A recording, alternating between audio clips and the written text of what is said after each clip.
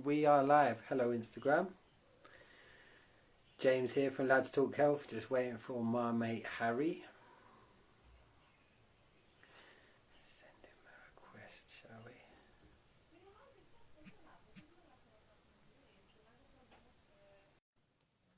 Oh, there he is. Hello Harry.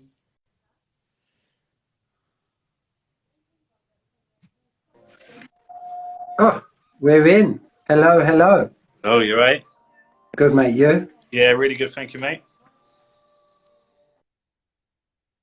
Good stuff. What have you been up to? Hustling.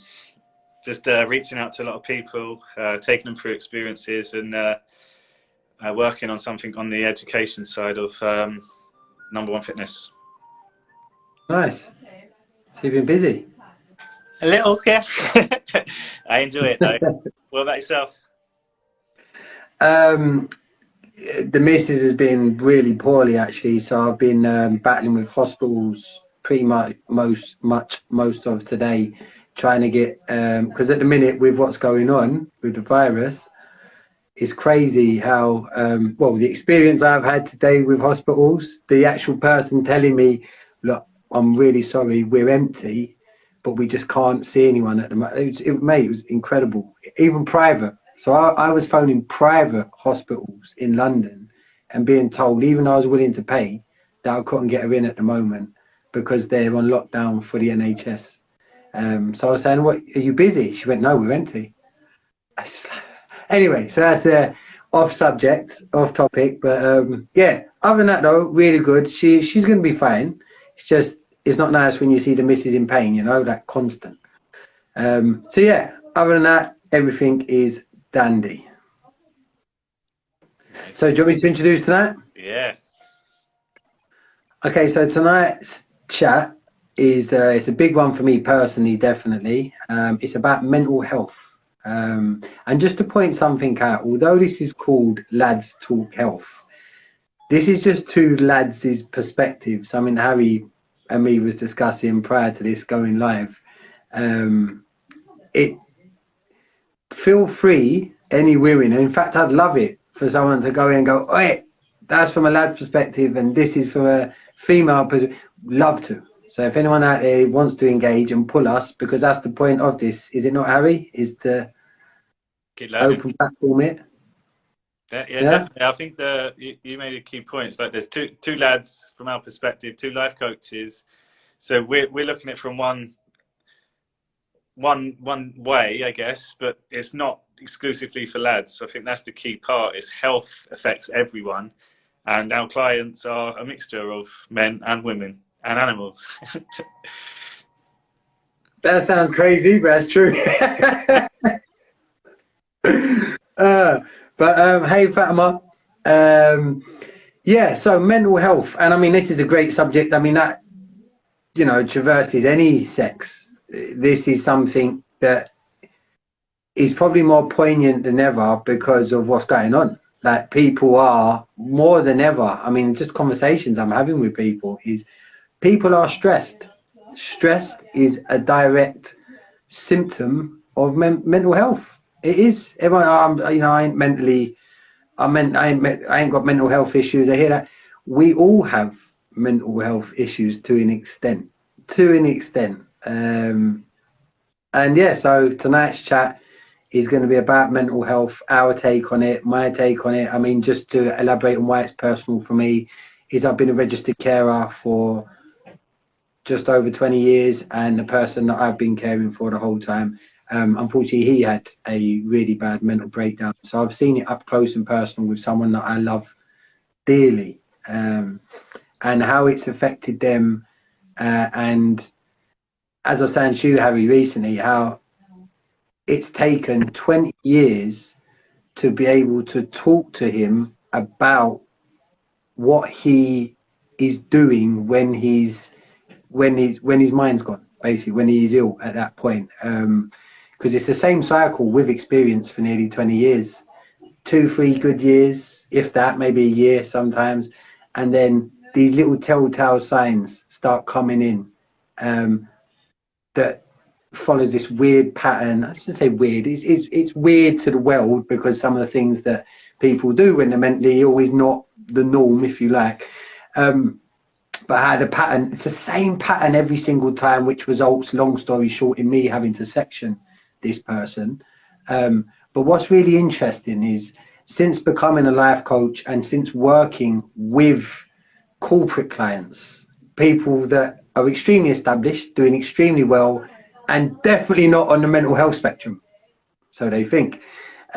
People that are sick, the people who work with terminal illnesses as well, and just your everyday people that we deal with. One thing I've found, which seems to be a common denominator, including with the person that I take care of, is, well, addressing him, his mental health issues stems, and it was a real insight working this out and talking to him about this, stems from the fact that he's not being present. Because all of his issues are things that have happened in his past. He went through a bit of a rough stage for a period. And other than that, these things, he's, in his own words, the voice tells him is going to happen. So it is literally not being present. And the reason I likened it to, I'm just thinking of one of the people's in the corporate world, like this guy on paper, you'd think, wow. I listened to him thinking, wow, why are you talking to me? Like, got it all together on paper, but the truth is, what this person is suffering with is mental health issues. And mental health is, there's a big, your brain, anything you're suffering with currently that you're worrying about is a mental health issue. Why? Because it's in your mental health where it exists in the first place. Okay, it's not in your reality. Your reality is right this second now. And that was a big insight. That, and also, Harry, I tip my hat massively to you for introducing me to Eckhart Tolle and that book, The Power of Now, which I'm listening to again, by the way. This is my third time listening to that book, and I encourage every single person out there. And things with this book, doesn't matter what walk of life you're from, whether you've got kids or whether you haven't, doesn't matter. Read or listen to this book. It's on Amazon Audible as well. The Power of Now by Eckhart Tolle. But just how understanding that to an extent, still nowhere near fully understanding it yet though, but understanding that importance of sticking to your current present now, right now. And when you get into that practice, how everything becomes easier. Everything becomes manageable. Why? Because you're actually managing it. You're not thinking about it. Oh, what am I going? You do it. And it's little things. They're little quick wins. They're little steps you can take just to keep yourself present and making it relevant to the person I take care of. Is I had a conversation with him, Harry, which, like I said, in 20 years, I wish I'd have known about this stuff 20 years ago. Obviously, hindsight's a bitch. But I had a conversation and I basically relayed to him, and he phoned me in a vulnerable place. I knew something was wrong from the way he called me. And he called me and he expressed what was going on, voices and everything else. And, you know, imagine hearing voices for 20 years in your head, negative as well. That's what he's had to put up with. And I took him for, funny enough, I took him for a breathing exercise, first of all, just to calm him down a little bit. And then it was interesting. I started relaying to him some of the stuff that Eckhart Tolle touches on about mental health and about how, you know, the brain, like anything else, you can mistreat your own brain. We often do. In fact, we often do mistreat our own brains, which is ridiculous if you think your brain is the epicenter. In fact, you know, your brain's the epicenter. What you do up here controls what else goes on. Yet we're in constant habits of mistreating our brains, and often belittling ourselves, if that makes sense. We'll, you know, oh no, you can't do that. There's that ego that kicks in. So anyway, it was interesting by giving him the take from Eckhart Tolle, explaining to him about staying present and what it means to him. And then I just held the space and just what unraveled. Like I said, this is 20 years worth of me being I was his living carer for years. And in 20 years, just by saying to him, Paul, what is it you've actually got going on now to worry about?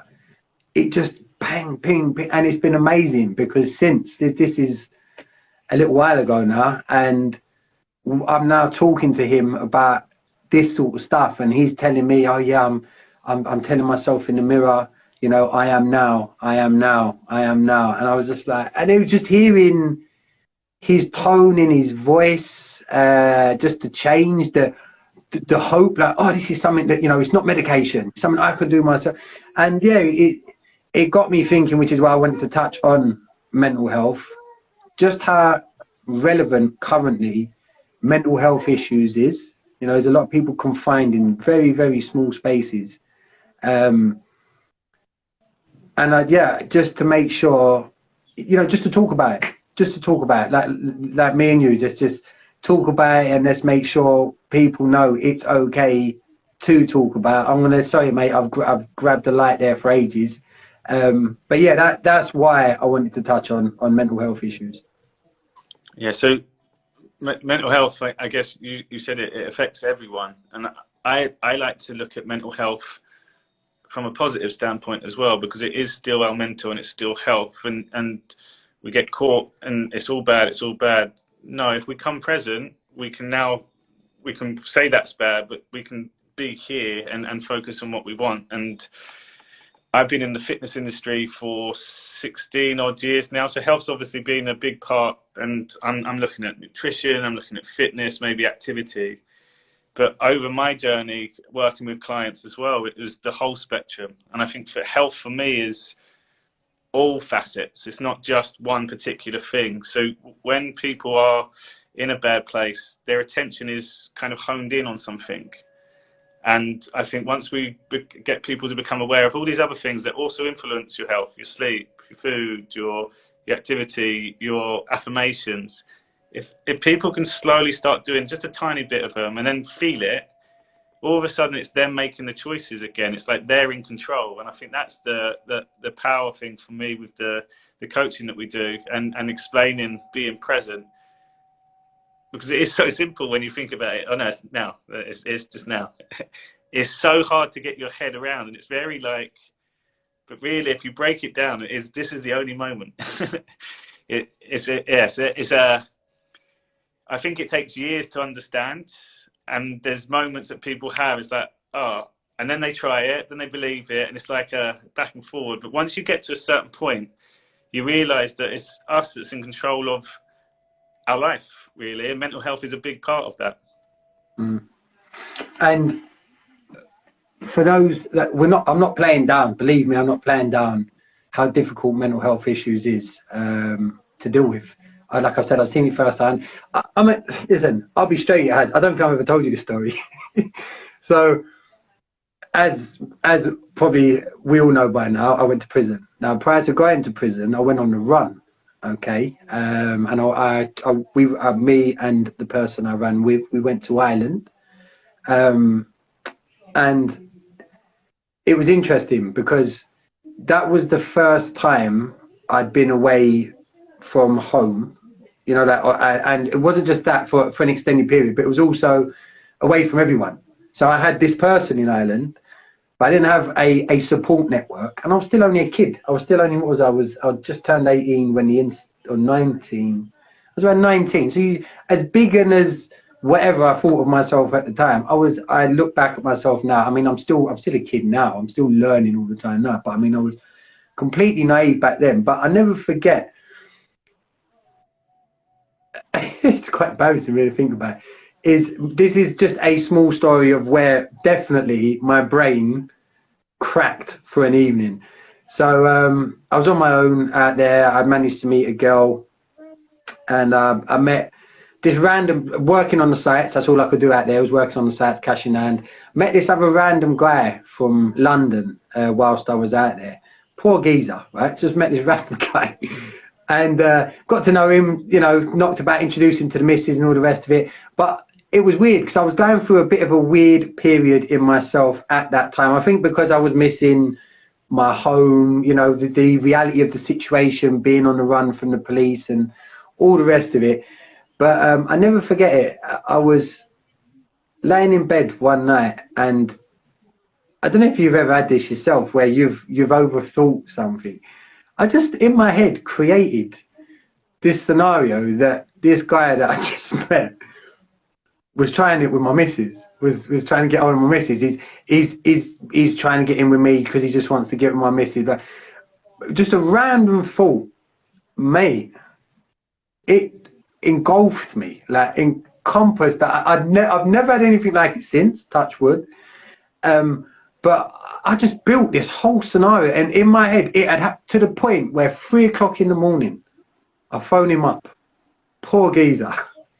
You don't know my fucking missus, like, we're just complete, like, and he just must have been thinking, what the fuck is wrong with you? And I know this is a silly example of mental health issues, but in my brain I just created this whole reality that I was angry with my missus. She wasn't even, like, she wouldn't live with me at that point either. I was pissed off with her because in my head I created it. Yeah, she probably liked it. And it's just mental, good choice of words, how I let something develop up here, so much so that it literally has, like, it felt real. I was out sweating, like, I got, you know, just completely, that's what's happening, that, mate. And the person I take care of, the reason I make that story relevant is because I've shared that with him and said, this is the only time. He said, it's like that. He said, imagine that for 20 years. You've got these voices that keep building things out. He said, you know, he was saying to talk to me, obviously, James, even with you, I get voices telling me about you now sitting in front of me. You're not trying to help me. It's as real as that, James, as you're. And I just thought, God, how amazing are you for turning up all these years with that going on? Because it happened to me for one night and I felt awful. Like, you do, because when you realise what happened, it's scary. I realised, you know, obviously I came out of it eventually, and I had to apologise to the guy phoning, but it really scared me to think, even not realising back then, realising it more now, but just how vulnerable our brains are, how vulnerable we are to being controlled by our brains, when it can be very irrational what it is that we're being told. And again, this is from first-hand perspective of watching someone that I've loved my whole life randomly start shaving his head with razors to the point he's bleeding, walking down the street with no clothes, just his dressing gown on, like his complete irrationality. But for that person, it's their reality, and that's scary. Mm-hmm. And the thing is that we never know what's going on inside the head, and we never will. And that's a big, you said it a few weeks ago, like, meet people with kindness, but that literally falls through everything, because someone at your work that you can't stand and they're stressing you out, you don't have a clue what's going on in their world at all. And like further down the line, so yeah, it's when you work with clients as well, it's like you're there to listen, but when they tell you some of these stories, it's almost like you can't believe that is what they're putting up with. And like you said, how strong and how impressive it is that they're still going, because that I've had where my mind's gone away with me when I had my breakdown. And you start panicking about everything. You're stressing about all the little things, and none of them actually really a big deal if you was able to sit with them. But they build up and build up and build up. Then they become real. And I think the realness is that feeling of it, because you're thinking about it constantly, but then it is the anxiety and the tight chest, and that's a physical feeling. And that's a key part, again, being present, but trying to go beyond thoughts, because the thoughts, they mess you up. Like, some of the things that go through your head, you're like, where that come from? Like, Yeah. but that shows that your thoughts are not real. It's when it sits in your body and it becomes that feeling, and then you start going back, feeling thought, and then you make it like this story up in your head. No, that's it. And to be honest as well, I completely forgot about. I was so caught up with thinking about Paul that I forgot about what you'd gone through yourself. So of course you can talk on it from that first-hand experience. Like I said, I only had it that one evening. I can really remember it. There was a couple of times in prison as well. You feel down, but I'd never been that tricked by my mind. That's what I can. The only way you feel, and because again, that's how Paul describes it. He said it's like continuously you're fighting against yourself, tricking yourself into believing something. And was quite interesting because again, I can only speak from my own experience, so I don't want to get slagged off. But because as you know, I worked in the social care, so that interest of working with Paul developed into me working in the social care sector for quite a few years and helping project manage a couple of applications which were designed for carers. But point being, I got to experience for the first time, other than when I went onto mental health wards, lots and lots of people with mental health issues, because I was out in the communities working with carers, taking care of these people. Shout out to all the carers as well. The most incredible people in the world are carers. But it's interesting how when Paul, because it's amazing now, because we've got to a stage where, like I said, after 20 years, he's finally talking about what's going on when he's experiencing those episodes where to anyone else looking in, it looks completely irrational. But when you hear someone telling you, not, you know, it's not a belief, they're telling you, this is what's happening to me at this point. It then hits home, like you said, like, wow, you haven't got a clue what's going on in other people's minds half the time. You know, you see, in fact, in that same book, The Power of Now, when he refers to that, you know, there's a woman on the train that he's got on the train. Do you remember this? You'll know this bit yourself. And he says she's just there. She's just talking random stuff out loud, just random stuff, basically talking her thoughts, just whatever's going in her head. She's talking, and he's on the train with her. He gets off the train and he follows her into some big like bank building, and she's got like a top job there or something like that. And he was saying the only difference between that person, because when she was on the train, he said like everyone moved away from her, like everyone sort of shuffled away from the nutcase. He said the only difference between that person and everybody else on that train is that she had a mic switched on, because everyone else is doing the same thing all the time, but we mask it a lot of the time in our heads, which then creates this jumble of all this shit. Think about the amount of shit you think about on a daily basis and how much actually benefited you at any point in that day. Something that you actually thought about, it won't be much, because most of the stuff you're thinking about is bollocks. It's stuff that's not happened yet or has happened. It's always away from what you can control. And I genuinely know a lot of this is, you know, you pay it back to television, social media. It's what we're told to do. We are always told to not be present. We're always told, look over there or look over there, like the whole time, instead of just looking in the mirror and going, what have I got going on right now? We never do that. So making it, back to my point about seeing lots of people all of a sudden with mental health issues and how they battle, from what Paul told me, this inner battle of what do I believe in here? Which one's the right one? Is how many of them turn to religion, which is interesting because, as Paul said, it gives you another belief concept to try and turn to, because you're desperately trying to believe in something to make it real and something good, you know, something that's going to make me feel better. You know, that everyone I've experienced with mental health issues wants to be better, even in their rambling. There'll always be points where you hear their soul come through, and it's a reminder. Oh, yeah, of course, you poor soul. You know, you're fine. You're fine. You know what? You're not. You're not present. You're not present. And I'm now seeing that firsthand with working with someone which for 20 years, by the way, he's on the most powerful of antipsychotic drugs So powerful. In fact, they've retracted it from the shelves. They don't even. It's not even given to people anymore. However, people that were given it back then, because it was like an experimental thing 20 years, 21, 22 years ago, and they've now realised, yeah, it's damaging. So again, it's knowing that this person who I love dearly is on a medication, has been for years, that they didn't need to be on, which has suppressed every ounce of them being present. Because a lot of, again, just from my experience, a lot of medications for people with mental health issues are nullifiers. They're suppressants. So what does that do? If you're nullified and you're suppressed, you definitely ain't being present. You're not.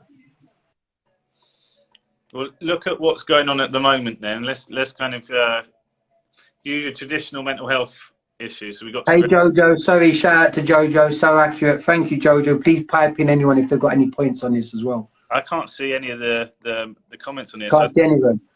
I'm trying to see. I've tried to keep up to scratch with it, but yeah. Go on, mate. Sorry. So if you highlight the common things that you keep seeing at the moment, then and maybe give some advice of, you got a client that comes in, they said this is my mental health issues. Give something, what you identify and what you like, your best tips. What would I? As a coach. As a coach, sorry, mate. I was just, you know what? I was on, I was on a completely different full path. Then I do apologise for that. Sorry, pop that one on me again. Pop that one on me again. Sorry, mate. I'm present. So with the current situation, what common mental health things keep coming your way? And then what would be advice you'd give to people to better their mental health or improve it?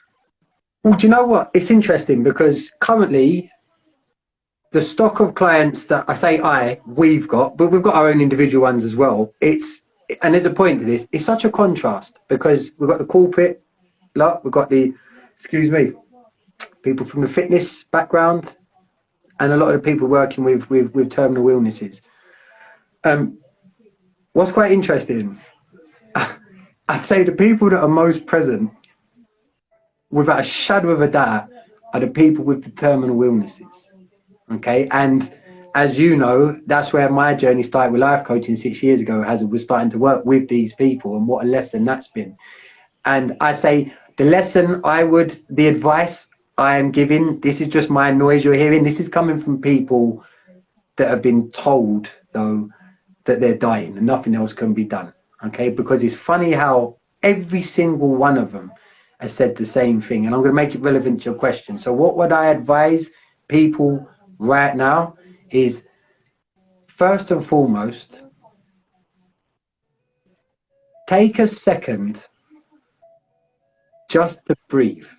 Okay, that would be my first and simple challenge. 15 seconds every morning, just for 15 seconds, close your eyes and just listen to your breath for 15 seconds. Just 15 seconds, all right? And just bear with me on that. I guarantee you start doing that. It's going to sound like a silly statement unless there's something in it. It's life-changing. Because what that first small step does, it starts realigning you with you at that point. So in the current climate, what's going on currently? You turn on the television, everyone's dying. Everyone's going to hospital. No one can go out. We're just being told the whole time currently, basically, that we are in a state of negativity, and more so than I'm 39. I've never experienced anything like this. In fact, everyone I speak to, all the older people in my family, even some of them that have just touching the end of the Second World War, say the same thing. I've never experienced anything like this. We're living in a time currently where our presence, our now, is being taken away from us if we let it. Because if we do, and I'm seeing this with the people we're working with, most people we're working with, the start of every session, you sit there initially for the first 10, 15 minutes, just listening to them unravel all the shit that's not present, and then literally, oh, I'm sorry about that, it's happened again, hasn't it, Jane? That's fine. Like, presence. That's my first advice. Take a second to breathe. 15 seconds, like I said. You think I'm talking shit. Do it. Close your eyes. count slowly for 15 and just listen to your breath. And I guarantee you something will come up. That'll be the first thing. You'll just know, oh yeah, or things will slow down. These things. So my first advice would be take a breath, okay, to become present. That is definitely the foundation, the starting point. Tips to move forward, I think, was one of the things. Meditation. But don't call it that. Call it whatever you want to call it. Mindfulness, taking a breath, whatever else. Take time for yourself. That would be my biggest advice as well. And this is stuff, like I said, I'm seeing firsthand. I'm seeing firsthand with someone who's, like I said, suffered with severe mental health issues for years. That's all of a sudden just started to realise that they can be present. Does that make sense, Hazar? Yeah, definitely. It's the you said being present. Breathing makes you present. Meditation makes you present. Like these things, that is being present. So when you say be present, people are like, oh, here we go. It's just another word for it. Like that's all it is, and that's the key bit. And when you're present, you remember as well. You're not just like when you go on holiday, you have this new experience, you remember it. It stays with you for the rest of your life. So I encourage people to be present because you start remembering things that happen in your life and you can enjoy it more. Fatima's just asked a really good question. Is schizophrenia considered a mental health issue? As far as I'm aware, yes, definitely. And that is something I've had first-hand experience with, funny enough. That's one of the issues this person has, is schizophrenia. So yes, it is a mental health issue. But like, I think, I don't know if I've one of the things I wanted to make clear on this talk, Hazza, is, and sort of answering your question, Fatima, is just how broad of a spectrum mental health issues are. That's the thing. And it's okay to be, you know, from a bloke's, I can only say it from a bloke's perspective because I've never been a female. But from a bloke's perspective, I know so many times over the years where I've felt, my soul has felt to say, oh no, that's not fair, or oh, that's not right, or oh, you look amazing, or, but I've not. There's something inside me that's, from a bloke perspective, that's told me, no, you don't do that. You don't do, and even that in itself, preventing myself from expressing an emotion of any sort, my brain telling me to not do that is a mental health issue. And I'll elaborate and I'll make it even more deeper than that. And this is factual. It's not, I mean, what, I know we've said this so many times, Heather, you look into, which we do, into any sort of mainstream new science, medicinal science, academic company and what they're studying and what they're looking at. For instance, my mother has epilepsy for 25 years and schizophrenia, and so my mother has epilepsy 25 years ago and schizophrenia about 4 years. Fatima, listen, we need to connect. I'd love to share with you some of the stuff that I'm currently working on with my brother. Basically, is who my person is, which you could try with your mum as well. Yeah, sorry, Hazza, what was you saying? I got sidetracked from what Fatima asked. Even deeper, you said. Say again, sorry, mate. You said you were going to go deeper on what you were just. Oh yeah, right. So in regards to, mate, I've had a right brain freeze. Hold on. Oh yeah, mainstream academia. Right. So what their company studying in science, and the reason I'm looking into this, Hazza, as you'll know, just to share with the audience, is me and Harry for quite a few years now have studied a part of our anatomy called the endocannabinoid system, which I strongly encourage everyone to look at, because this is the most powerful system. This is all fact, look into it. ECS, endocannabinoid system. But in the most, so obviously we doing what we do, we need to make sure we're staying up to scratch with, you know, whatever new innovative theories, ideologies behind working with this part of the system. And currently there's a massive focus on its relationship with us on an energy and on an energetic basis. So to my point, the study I was looking at Stress. Stress is mental health. Stress is one of the biggest killers on the planet, and stress, a non-physical, spiritual, energetic, whatever emotion you want, whatever way you want to describe it, it's an emotion. It's not something that you can poke. It's not a cancer lump that you can remove. Okay, has been proven now irrefutably to cause sickness and disease. Okay, so if that ain't a sign that pretty much 9 out of 10 people, we all have mental health issues, because we all experience stress. Don't lie to yourself. We all experience stress. Then I don't know what it is. This is why it's so important, especially now more than ever. I was looking at some of the stats with mental health currently and the amount of people that are being sectioned because of what's going on. This is a relevant subject. This is important. If you've got someone in your family, telltale signs, okay, to look out for. Breaks in routine. You start seeing someone just start doing little things they don't normally do. Maybe keep themselves a little less kept, maybe not brushing their hair, not brushing their teeth, look out for these signs, because what I've learned is, again, just my experience, the person I've worked with, now looking back, remember I said at the beginning, there's always the same patterns that happen. Do you know what that is? I've now finally understood. That's that person's soul, which is almost like the brain's going, the soul knows, all right, it's going. The soul starts sending out messages, and your soul can't lie. It starts sending out messages to let you know something's not right here.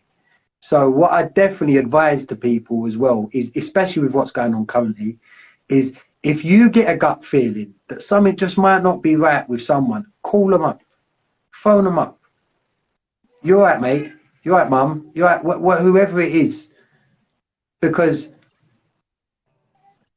for those of us who have experienced times when you're really down, you're really, really, really down, and you just get that phone call, knock on the door, whatever it is from someone, and it's just that intervention at that perfect time. How do you feel at that point? Amazing. Relieved. You end up having a conversation and maybe getting some clarity on what it is that you've been stressing about this time.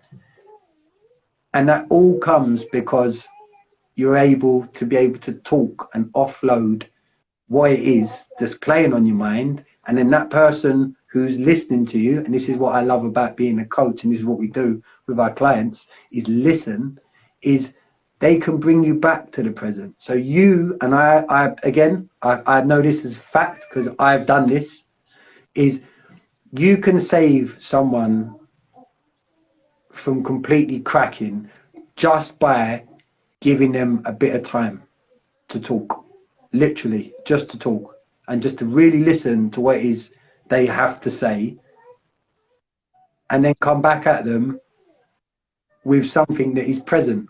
And again, this might sound so basic and simple.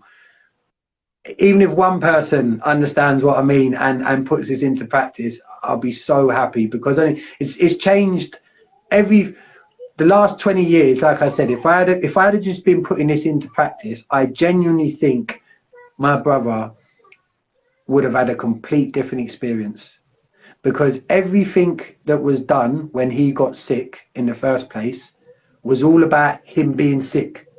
Everything was about it. I remember it, like as a kid. I remember when I was old enough to become his carer and all the rest of it. And it was everything about. Obviously, I've done my care certificates. I've done all this stuff, and everything is about the way you're taught to deal with these people is to keep them in their past to an extent, because all you're taught to learn about is what is it that's made them this way. Not, okay, I've got this person right now. What can I do with this person? You're told you need to gauge it off of what's happened to this person. So, of course, you turn up. I'd be turning up with my brother not present, because I'm just thinking about all the stuff that he's thinking about that hasn't happened, not just sitting there going, right, Paul, come on, mate, what are we going to do today? Oh, yeah, no, James, I can't. I've got the voices going. Yeah, that's all right, mate. But what do you want to do right now? What do you want to do? Oh, no, I'm not feeling it. And these are conversations that I'm now having. Now, bro, that's fine. What are you worrying about? It's just, something's happened. It's always something past tense. Bring them back. Okay, let's do something now. What will make you happy right now? And that, something so simple. I mean, this is stuff we should be doing for people anyway, you know, because we all have down times. Mm-hmm. It's that listening bit is just for people when you are talking to someone, like actually go in the intention to listen without getting involved with the conversation. And what you'll mean is that they will say, and then you have to answer and you have to talk with them. But just for once, literally just turn up, especially if you are that person, just turn up and be like, I'm not saying anything, I'll let them speak. And then when there's a little gap, just stay still. And you'll see that they just start unraveling. In your head, you're like, oh my God, they're going again, they're going again. And when they're down in the dance, don't go down the dance with them. Just hold the space. Rather than going, oh my God, I'm so sorry. You're just justifying their problems. Their problems. It's not a problem if we can get them back up again. And by holding the space, you're not reacting to their drama. And you'll see that once you get to that bit, then you can ask a powerful question like, what should we do today? Like, it's almost like what you said was irrelevant. I listened, it was irrelevant. No, that's bang on. And it's funny that, I mean, that last example you gave, it actually is the nail on the head. And the thing is that, I was thinking about my wife, she's going to kill me. That works even with anyone that you're having an argument with, often. So recently, there's something happened with my missus, and she wasn't even arguing with me. She thought she was. She wasn't arguing with me. She was arguing about something with herself that she wasn't happy with. And exactly this is what you just did. I just waited and stopped, went, that's all irrelevant now. What do you want to do now? And it was instant. It was funny because it instantly, it was a chance I took, because thankfully it paid off. And she said to me, that totally not present. I said, yeah, it's mad, isn't it? This is something, like I said, this stuff that we're preaching on about, this is stuff that we practice. Trust me, being present is something that, I mean, Harry, like I said, I've always said it, I attribute that massively to the experience I had with, still having, but when the life coaching journey with you started, when, you know, you was coaching me, that time you said about the past not defining me, I mean, that is a big one as well. Once you realize your past doesn't define you, that will help you be present, because we all hold on to the past, which is ridiculous when you think about it. But sorry, Fatma's just asked a question. Would you please talk about, interesting, epigenetics in one of your lives with Coach Harry? Yeah, definitely. We can touch on that. It's a good theme. Hazza, we can set that up for the next one. Yeah, we definitely. Do. I've just seen the time as well, mate. Look, I have to end this one tonight, which is yeah, guys, I can't see who's online, so I'm missing the questions, but keep them coming, because it definitely adds more value to these sessions, but also gets us being present, having to answer them. Yeah, that's right. So thank you, Fatma. We always put in some questions and comments in. I really appreciate that. And yeah, so epigenetics. There you go, Hazza. The epigenetics, that's a nice little segue on from here, because epigenetics, effectively, you can control your whole biology, all of it. Every genome expression you can control with your thoughts, the environment internally, and then external, like how we perceive things. And like it is actually crazy, and I will say crazy on this one, how simple it is when you look at so what happens is, actually I'll save it for the next one, because it's... Yeah, save it, because I'd like to have a good dig in on this one. I just want to say thank you for anyone that has listened in today. Anyone that has issues with mental health, who might just want to chat, please reach out. Please don't, you know, it's or anyone who might be working with someone. I've worked with people firsthand for nearly 20 years now with mental health issues. And again, I'm not an expert, just happy to share though. Definitely share and share the space with you. But as usual, Hazza, thank you very much, mate. You're welcome. I guess it's inviting people in for a deeper conversation. Like, have a coaching experience completely free, but having 90 minutes where you can talk and you're not being judged, and then all of a sudden you're unraveling all these things, and again, you're not being judged, and then you come out with solutions, then you come out with strategies, and then you're more empowered after. So I'd encourage if you have questions, or you've got things that you want unraveling, or you need some answers, book in. And I'd say to that, as something we were talking about the other day that just came to mind when you were saying that, you hear people often say to you, I'm going to change your life, or give me 10 minutes, I'm going to change your life. With coaching, what the beautiful thing is, the way we pitch it is, just give me 10 minutes and let you change your life. And that's what's amazing about coaching. And it does work every single time. Best so, job. Yeah. Right, guys, I'm going to have to shoot. I will catch Take you. care, mate. James. Thank you, guys. Have a good one, yeah? Bye-bye.